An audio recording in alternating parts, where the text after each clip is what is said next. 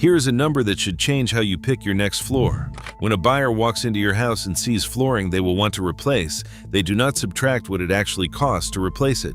They subtract about double. A $4,000 floor becomes an $8,000 deduction in their head, or a lowball offer, or a walk away.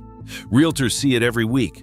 The floor under your feet is quietly one of the biggest swing factors in what your home sells for, and most people pick it thinking only about today, never about the day they hand over the keys. So this week I dug into what flooring actually does to resale value, the choices that quietly cost you money, and the ones buyers happily pay extra for.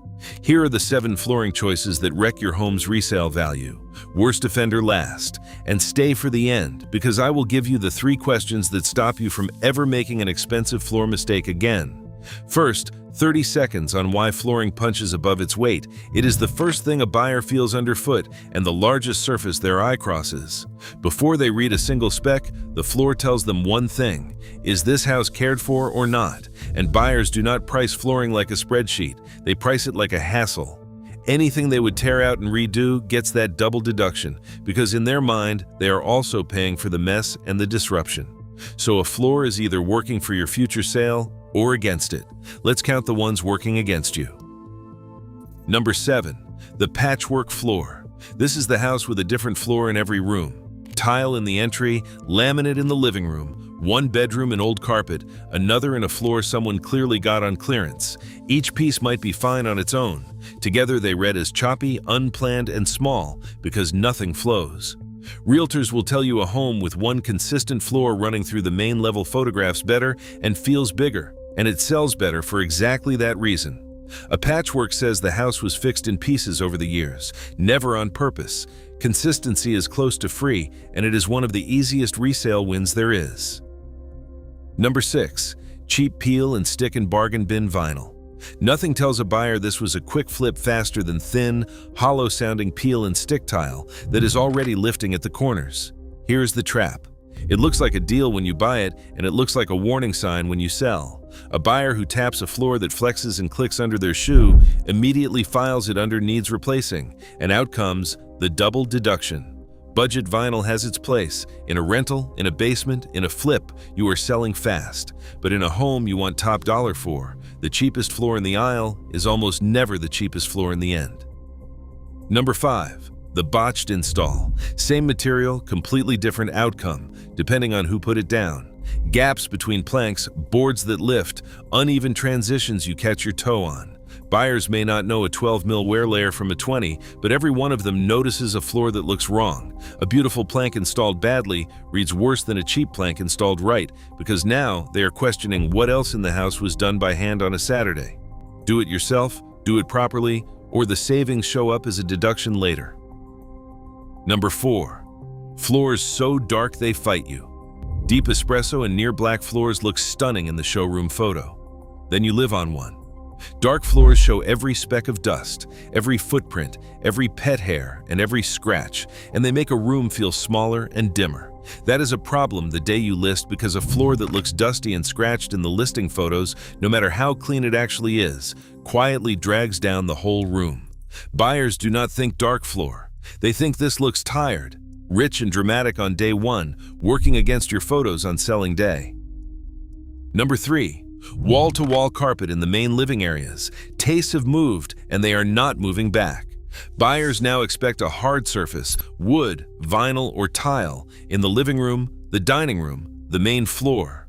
Carpet in those spaces reads as dated, and worse, it reads as unhygienic, because buyers picture every spill and every pet from the family before them soaked into it.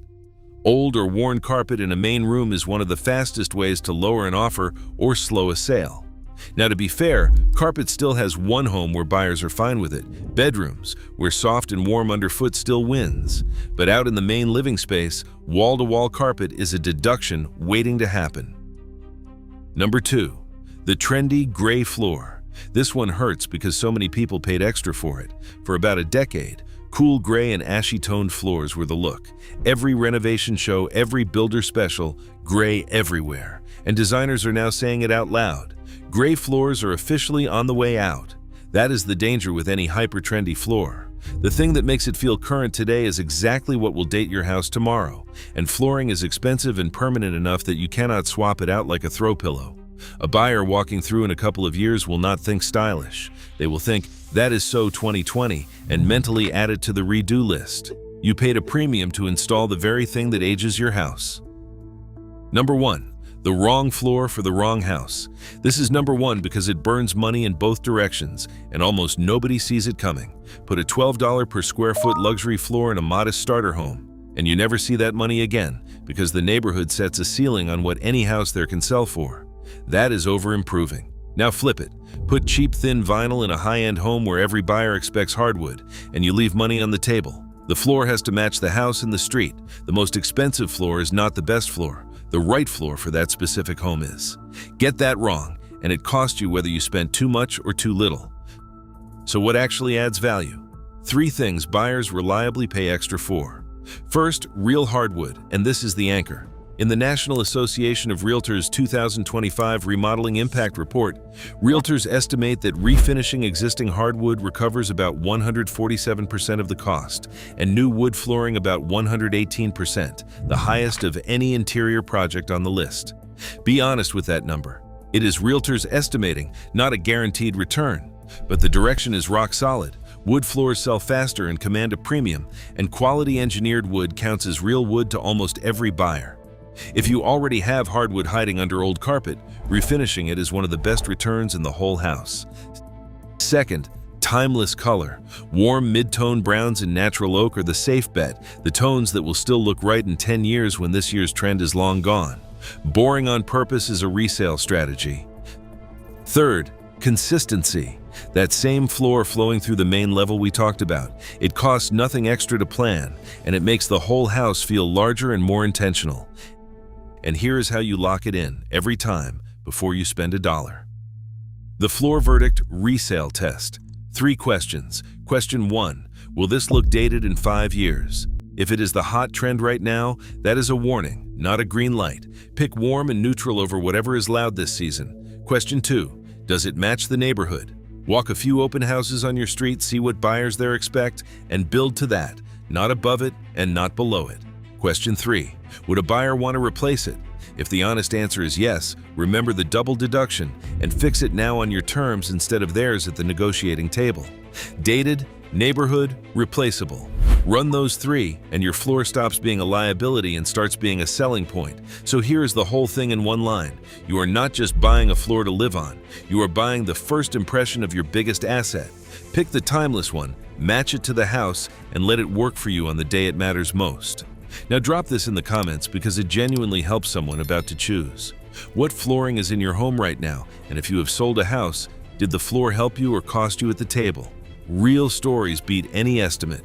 And subscribe before your next renovation, because next time we put the big 4 floor types head to head, vinyl, laminate, hardwood, and tile, and rank which one actually survives 20 years with kids and pets, and which one quietly falls apart.